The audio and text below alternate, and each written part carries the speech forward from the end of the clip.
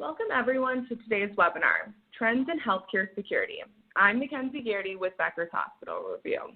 We will begin today's webinar with a presentation and we'll have time at the end of the hour for a question and answer session. You can submit any questions you have throughout the webinar by typing them into the Q&A box you see on your screen. We are looking forward to hearing your questions. Today's session is being recorded and will be available after the event.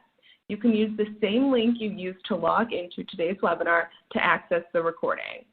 At this time, it is now my pleasure to start today's webinar by introducing our presenter, Mike Peluso, Chief Technology Officer at Rectangle Health. Mike is a career-long revenue cycle professional with advanced skills and expertise in the specification, development, and implementation of software technologies to accelerate the revenue cycle for health plans and healthcare providers, ranging from small practices up to large regional enterprises. Prior to joining Rectangle Health in 2013, he also held senior leadership roles with multiple revenue cycle technology companies. Mike holds a bachelor's degree in health systems management from the University of Connecticut and has completed graduate level work in healthcare management with the same institution. At this time, I am pleased to turn the floor over to Mike to begin today's presentation. Perfect. Thank you very much. Again, everybody, this is Mike Peluso, and I'm going to go through a presentation today around keeping patient information safe and secure. And really to discuss it at a high level, it's a data breach, and we'll use the word data breach a lot in today's presentation. But a data breach in healthcare, I find, is much more than a regular data breach in a financial type of environment. In healthcare, there's a lot of information for each individual patient, and it's actually more than is found in a lot of financial type scenarios. We always hear about data breaches in places like Target, or we always hear about data breaches for United Airlines.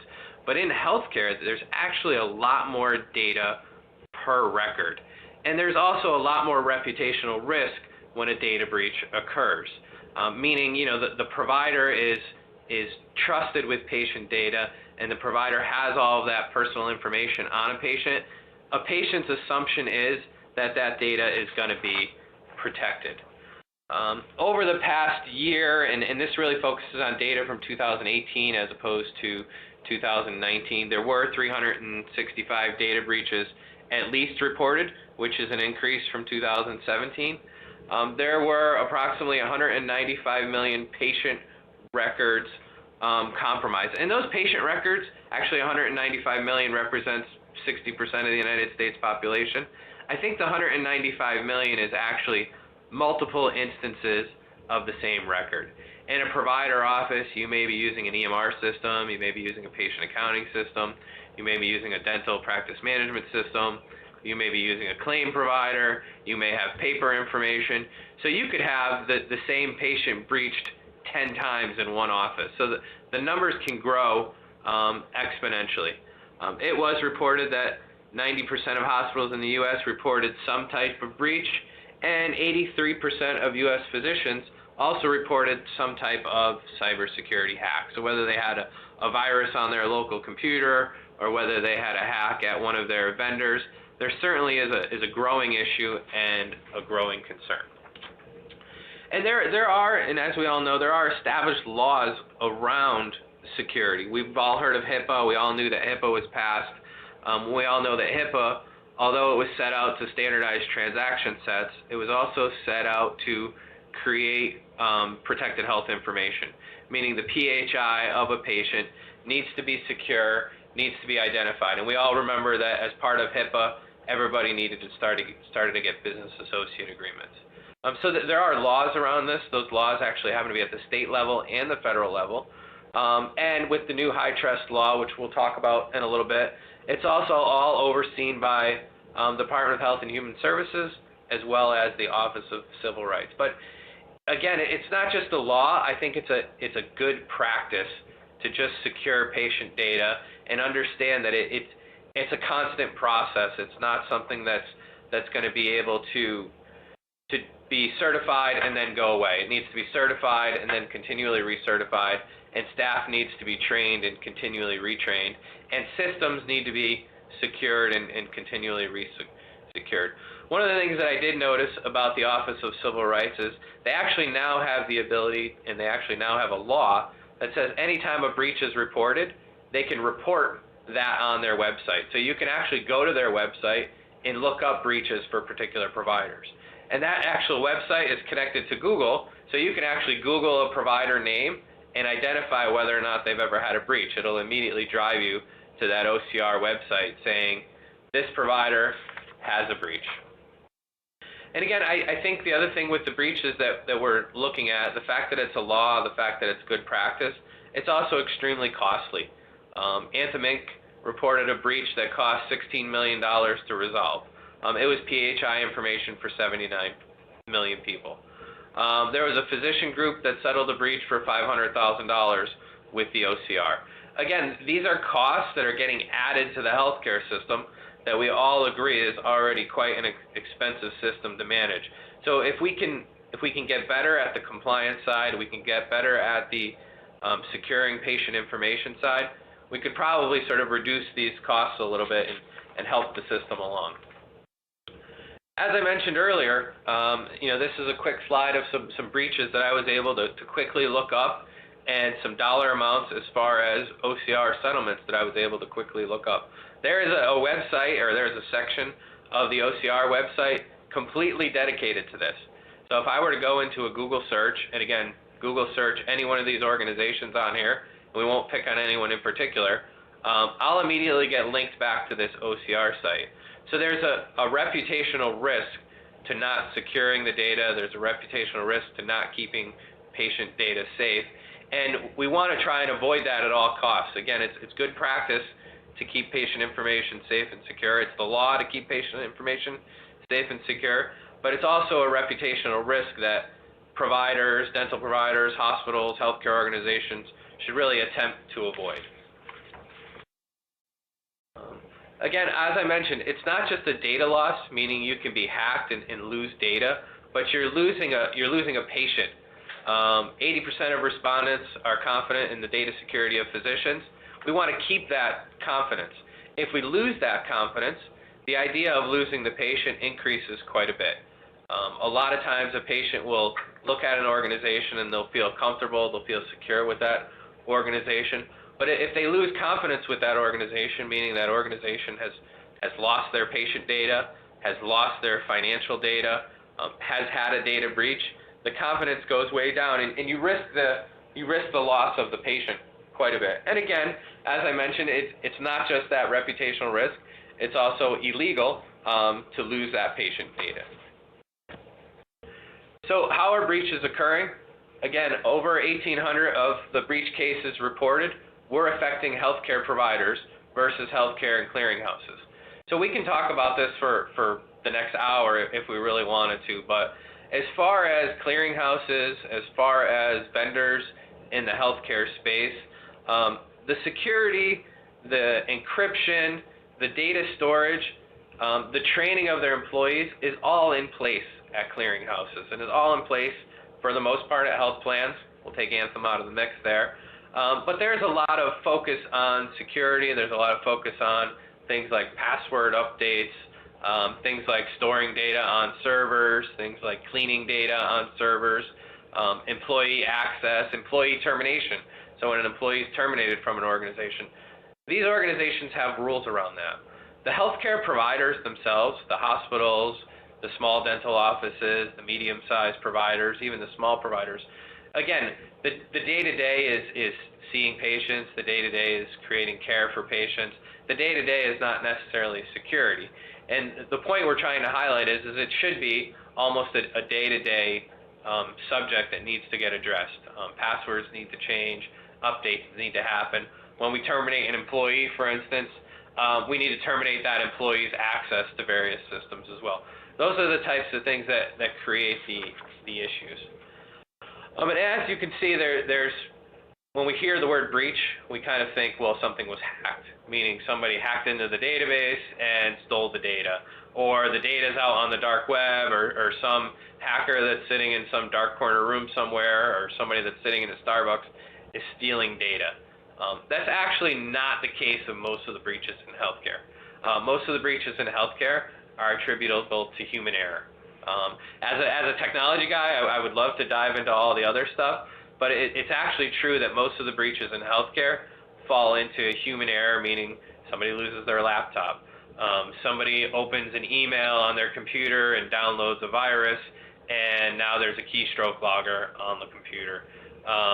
Somebody threw out a paper record in a garbage and didn't shred it, and then the paper record ended up in the dumpster behind the provider office. So there's a lot of sort of hype around, well, it must be IT, it must be technology, but it's actually quite a bit of human error and quite a bit of data breach that can be prevented by just training employees on a better way to handle a lot of those items. And then, of course, we've all heard of the laptop theft one.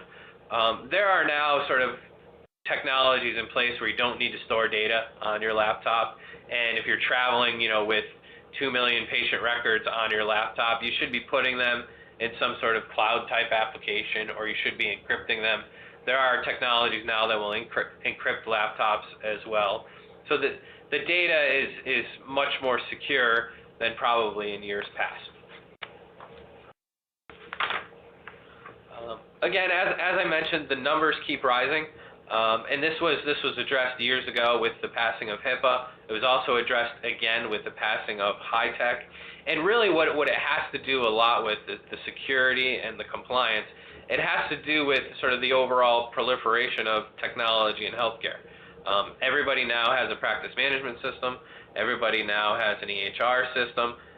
Everybody now is using a laptop. For instance, a lot of providers have laptops, or a lot of providers have mobile devices. So as this sort of technology increases, the risk of data breaches increase, the risk of human error increases, and also, as I mentioned, the risk or the laws that are protecting that patient information, high-tech HIPAA, also increase. And I know everybody says, and I even touched upon it a little bit, but there is cloud computing. And everybody, I think, assumes that the cloud computing is secure, and it is secure. I don't know anybody that has successfully hacked Amazon, Microsoft, or Google to date. That data is very secure, but it's how the medical practice, how the hospital interprets that data, and how they act with that data. If I'm sitting down in front of a screen and I'm utilizing a practice management application, or I'm creating a HIPAA consent form, for instance, and I'm storing that data on the cloud server, it is compliant. It is stored on the cloud server in a manner compliant with HIPAA. But if I leave my computer, I walk away from my desk, and I leave my screen wide open where someone else can see that information, or where someone walking into the medical office can see that information, or where a janitor could walk by my desk and see that information, I've now breached patient data. Again, it's all secure, it's all in the cloud, so that is definitely the way to go, but the visual of seeing that information, again, would be considered a breach. It's important for healthcare entities to choose that right cloud provider, as I mentioned. It's also important for them to put the policies and procedures behind that information so that when employees access it, they're accessing it with secure passwords. The more places in which the PHI can live also needs to be inventoried as well. As I mentioned early in the beginning, you can have a practice management application that stores data on Amazon. You could have a clearinghouse that stores data on Amazon. Now each one of your records is actually on Amazon twice, once for the practice management application, once for the clearinghouse. So it can get exponentially bigger. Again, the cloud infrastructure is secure. The cloud infrastructure is PHI and HIPAA compliant. It's just a matter of being able to inventory it, being able to get those business associate agreements that we talked about in the beginning, and being able to know where all the data is. So that if there is a breach, you can track it back to where it came from.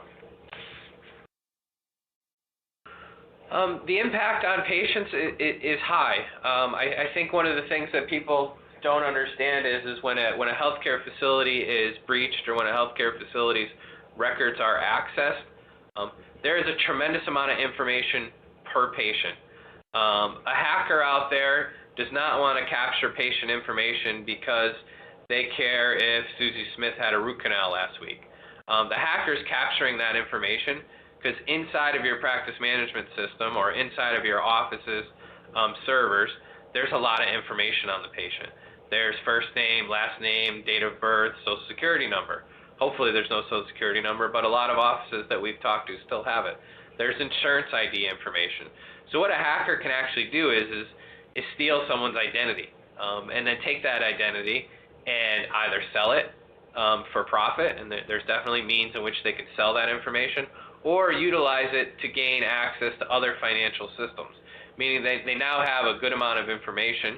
So they have Susie Smith's first name, last name, social security number. They may have Susie Smith's daughter's first name, and Susie Smith's daughter's first name actually happens to be Susie Smith's password to get into Netflix.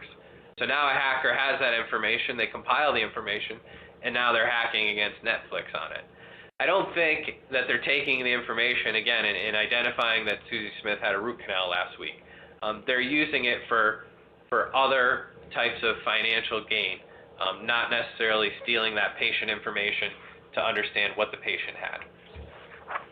And again, the perception on the patient side is different, though. The perception on the patient side, Susie Smith in my example, is someone stealing her information to understand that she had a root canal last week, or someone stealing her information to understand that she had cancer treatment last week. That's the patient perception, and that's really, I think, the biggest impact of a data breach. I can give you scores of information on technology and scores of information on how things are encrypted at rest and scores of information on how AWS secures their data. But there's actually the reputational risk, the legal risk, that I think is the bigger negative outcome of a data breach. And that patient is going to know that someone knew that they had a root canal. And I use the root canal as a sort of a lighter example. The patient may know that they have cancer or they're having cancer treatment. The patient then struggles with, well, do I really want to go to this provider? Do I really want to receive services from this provider since they have already lost my information? Or I'm about to go to this provider, I've done a web search on this provider, and now I've seen that they have an issue with a data breach. Again, those are probably the biggest risk factors of data breach. Again, we understand they're illegal, we understand that, but the patient sense that their data is not secure at your office, or their data is not secure at your hospital, or their data is not secure at your dental office is more of the risk, I think, that we're trying to address. We do talk a little bit about payment information. Payment information is the one that does get hacked the most. And that's not just in healthcare, that's more everywhere. When someone hacks into, let's call it the Target database, they're not necessarily stealing the customer information. They don't care that Susie Smith went to Target. They care that Susie Smith went to Target and she used a MasterCard ending in 4568. They want to steal that 4568 number. And that's what they want to steal, again, from your offices as well, or that's what they want to get to from your offices. They want to take that patient information, they want to take those patient records and get to some sort of financial gain, whether it be selling the data so that people can go out and apply for bank accounts with that data, or whether it be hacking actual credit card data. The other piece of the credit card data is actually a lot easier to steal than patient information. Patient information, from a digital perspective, is a very big record. You have, again, easily 200 to 500 elements. Credit card information, you have 3 elements. You have a credit card number, you have an expiration date, and you have a person's name. So you can quickly, if you're going to do a hack on a medical office, you can quickly steal that information. Now, what the credit card industry has done, though, is they've put in security measures in place, so that's not easy anymore. And even if a hacker did steal that information is encrypted at the source of the unit, and we'll talk about that as well. The other nice part about the credit card information, and we'll talk about this in depth, is the credit card industry has a certifying body, or has a compliance body that requires all of its what they call merchants, we would call them providers, requires them to obtain a certain level of PCI certification. HIPAA is a rule that a provider office is required to follow. meaning there are HIPAA rules and regulations out there. Every provider office, every hospital needs to follow those rules and regulations. Something like PCI or PADSS is something that an office or technology vendor actually has to certify to, and we'll talk about that. One of the other things that I touched on was point-to-point encryption. This is something, again, that the credit card industry pioneered in a way that when someone uses a credit card device at a medical office or at a hospital or at a dental office, the information is immediately encrypted at the start. So even if there was a hacker present, even if a office member decided that they wanted to steal someone's credit card information, it's essentially unviewable and unusable. And the credit card industry calls that point-to-point encryption, meaning they will actually change a credit card number per transaction so that if I walk into a medical office and someone steals my credit card information from the network or from the system, it's actually not usable at another point in time. So there's technology in place that the credit card industry uses. There's certification in place that the credit card industry uses that actually can, if a medical office or a hospital complies with those, the HIPAA, the high trust compliance, will actually be secondary to that type of compliance. So they'll be in compliance once they pass their PCI certification. They'll be in compliance once they pass their PADSS type certification. We'll talk a little bit about some steps to improve security and minimize the risk of a breach. We mentioned this before, but frequently conduct inventory of patient data. Again, the patient data is sort of everywhere. It's in physical, meaning it's in paper, standing right in front of you. It's on photocopiers, meaning you can leave it in a photocopier physically, or a photocopier will store it. It's in all those various systems you as an organization utilize. So if you have an EHR system, it's in there. If you have a patient accounting system, it's in there. If you have a system for checking eligibility, it's in there. If you have another system for checking on statements, it's in there. If you have another system for engaging patients mobilely, it's going to be in there. If your office staff takes home laptops, it's going to be on there. If your provider takes home his laptop or her laptop or their mobile device, it's going to be on there. So as I mentioned in the beginning, it's a constant process to kind of track where all this data is, who has access to this data, and when a breach does occur, how can it occur, and where can we find it, and where can we remediate it as fast as possible. Develop policy for proper PHI disposal. Again, when you're throwing out paper records, obviously you want to destroy those paper records. When you're getting rid of a PC, you obviously want to have that PC destroyed. Or you want to have that hard drive destroyed. If you're dealing with a vendor, and that vendor is storing data on your behalf, the BAA should stay in place with that vendor until they can confirm that they're destroying that data and they're getting rid of that data.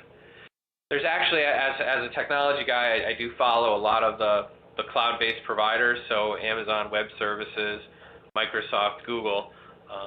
When data is deleted from any of those organizations, they don't destroy hard drives. Remember, it's the cloud. So there's actually some scrutiny on if I truly want my data deleted from a cloud provider, can they do it? They don't send a guy to a PC, have the guy take the hard drive out of that PC and physically destroy that PC. They actually just delete the data.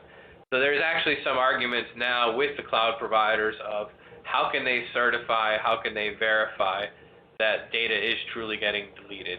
And we can certainly talk about that for hours. They are HIPAA PCI compliant, so we're assuming they're doing it properly, but there is that question of that sort of if you're, and this is more for hospitals, probably you're an IT professional at a hospital, you want to make sure that if you're using any cloud-based providers, you're getting that type of certification on the data is truly getting deleted. Secure messaging platforms. These are growing quite a bit in healthcare from a patient engagement perspective to engage a patient about something. But again, we don't want to necessarily send PHI data to the patient. We want to send a message to the patient saying they could access their PHI data in a secure way, whether it be through a web portal or whether it be through some vendor that offers that type of services. We're not messaging PHI data. A provider shouldn't be messaging PHI data either. It should all be secure, and we should be using the proper messaging platforms to send around that data. And a lot of the EMR, patient accounting systems of today do this. Regular trainings with staff. I touched on this quite a lot before. The majority of data breaches, the majority of issues in this space around data security do always go back to some sort of human factor, or do usually go back to some sort of human factor. So if there's constant training, if there's constant protocols around patients or providers, staff utilizing different passwords, changing their passwords, not sharing passwords. A lot of times I'll do work with a medical office of a staff of 15 people, and they happen to all be using the same username and password. If there's a way to eliminate that, and again, the big plans, the big providers, the Aetnas, the Uniteds of the world, they have scores and scores of training for all of their employees around this. Every practice should have equivalent training. Every hospital should have equivalent training. Every medical group should also have equivalent training. Routinely test systems for security holes. Again, this can be done as part of that PCI certification that I talked about earlier. HIPAA certainly has the rules that say you need to have a password change every certain amount of days. HIPAA certainly has the rules that say your network needs to have penetration tests and needs to be secure. PCI, which is payment card industry, actually requires it to get certification. So when you do your PCI testing, they will actually do a scan of your network. And if you pass the scan, you'll get your PCI certification. HIPAA doesn't necessarily have that level of certification or that level of compliance. They basically just say, you have to say you follow the rules of HIPAA. PCI actually says you have to pass the certification in order to get the PCI certification. So there is sort of a way to have a quarterly network scan. There is a way to have that verified functionality by becoming PCI compliant, which will give you that secondary compliance of your HIPAA attestation. Additional measures, as I said in my example before, if you have a staff of 15 people in your medical office, they shouldn't all be using the same username and password. We see this quite a bit. Most of your environments should be networked. If you have remote employees, those remote employees should be accessing something that is secure. If you are storing any data on servers in your office, that data needs to be secured. Data needs to be stored and encrypted. So if I do walk in there and I steal a laptop, or I do walk in there and I steal a PC, when I bring it home and attempt to plug it in, I can't access any of the data from it. And that's your encryption standard as well. So there's a lot of different factors that an office or medical practice can utilize. Even with all the items that I've gone through and with all the precautions that I've gone through, data breaches are definitely on the rise. Even with PCI security standards, even with HIPAA security standards, the problem is not necessarily going to go away. We can mitigate the problem as much as possible, but we should sort of continuously attempt to train, notify our staff, continuously attempt to train and work with patients on their data is secure, their data is being handled with the utmost security that's available. But the problem is going to continue, and it's going to continue to rise, and we should look into all the methods that I discussed to combat those issues. With that said, I'm going to go ahead and open the floor up to some questions. Feel free to ask. Thank you, Mike, for that fantastic presentation. We'll now begin today's question and answer session. Please submit any questions you have by typing them into the Q&A box you see on your dashboard. We will try to get through as many questions as we have time for. So to kick things off, the first question is, how do I ensure my environment is safe and secure? And I think that goes through the PCI quarterly scan that I talked about, or the PCI intrusion scanning that I talk about. That's something that a smaller medical provider could easily sign up for, or a smaller dental provider could easily sign up for through their payment services provider. There's also smaller organizations out there where they can engage them to do that type of scanning. Larger organizations like hospitals are going to have IT security staff that are working on that constantly. So as a revenue cycle type person, you just want to make sure that you're in coordination with the IT security staff to understand that all of these precautions are being taken around patient security.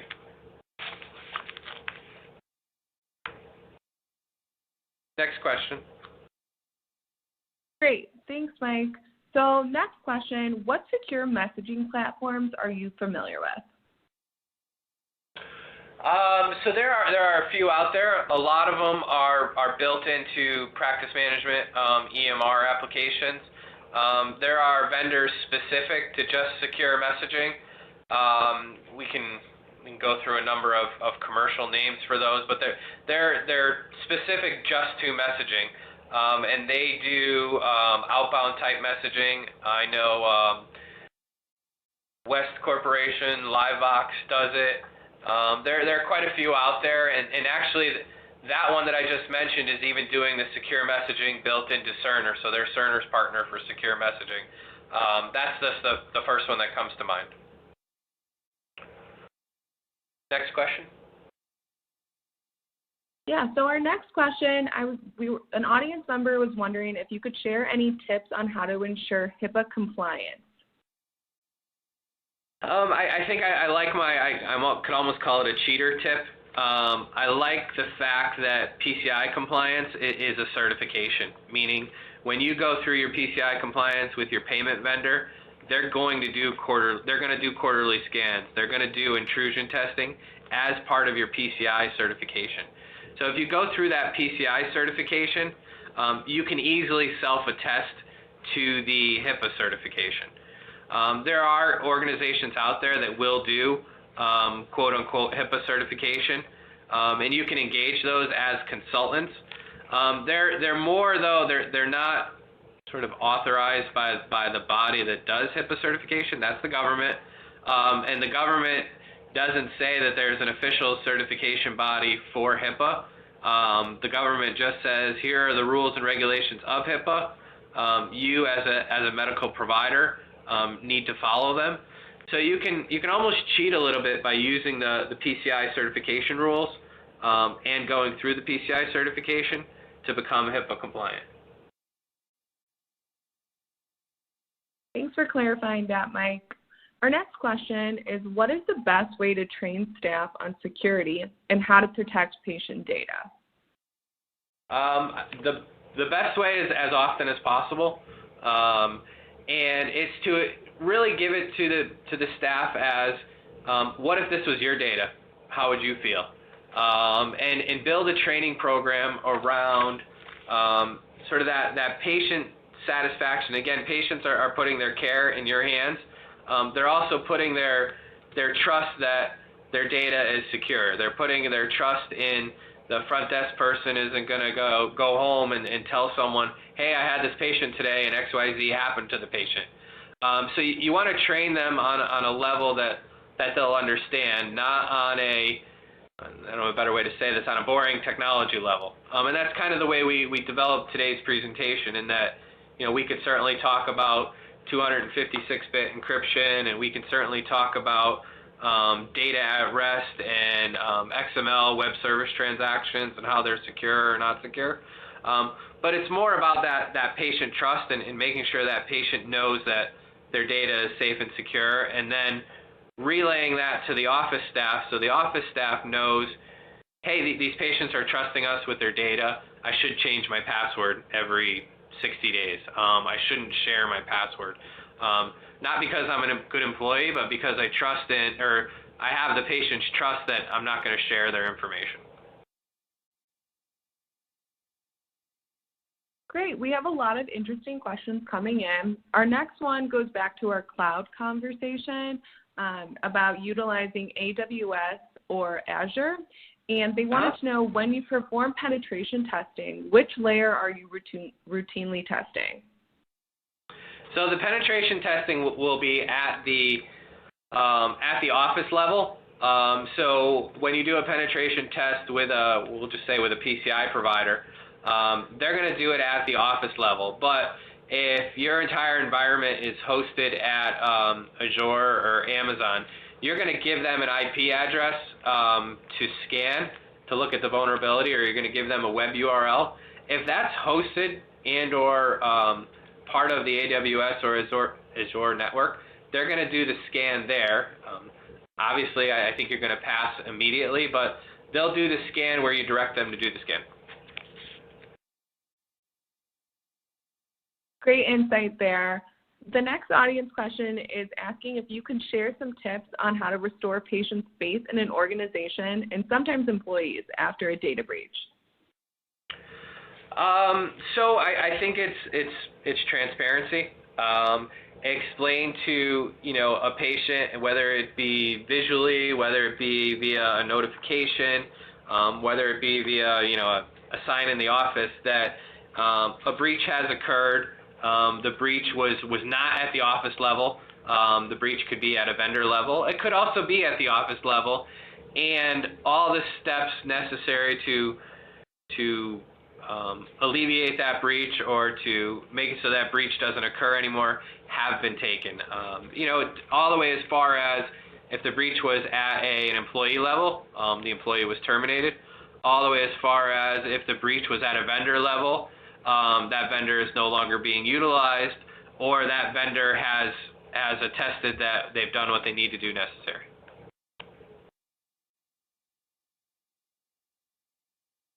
Fantastic point.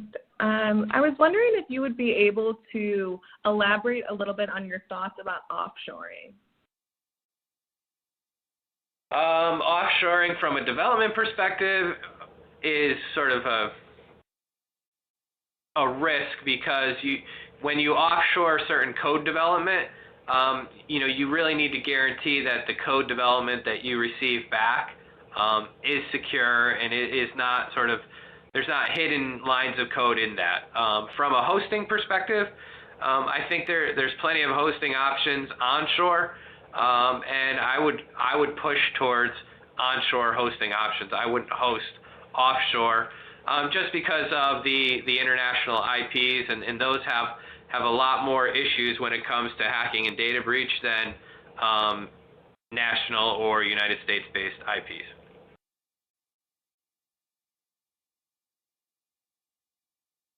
Our next question is, how do you go about educating line staff beyond just a program of in-person education by privacy offers and offering HIPAA tips for emails? Yeah. So there are training programs you can develop. There are also online training programs that the office can sign up for, so that the employee can go through an online training program. Obviously, in larger organizations, you can have internal training sessions. But in small offices, you can go online and Google HIPAA training, or you can go online and Google PCI training, where a staff member will actually be run through an online course.